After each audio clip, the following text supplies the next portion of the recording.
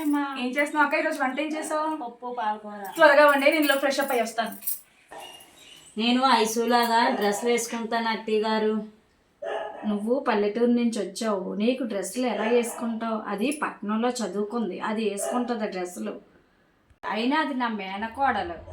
నువ్వు పల్లెటూరు నుంచి వచ్చావు, నువ్వు చీర కట్టుకొని నీకు చీరే కరెక్ట్. చాలత్త చాలత్త కడుగు ఎండిపోతుంది. అమ్మా ఐశ్వర్య, కొన్ని మంచినీళ్ళు ఇయ్యమ్మా. నేనెందుకు ఇస్తాను?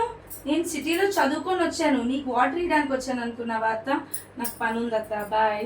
అత్తయ్య లేదండి అత్తయ్య, వాటర్ తాగండి. బంగారాన్ని వెండి అనుకున్నాను, వెండిని బంగారం అనుకున్నాను. మేనకోడలు అని నెత్తి మీద పెట్టుకొని ఊరేగాని.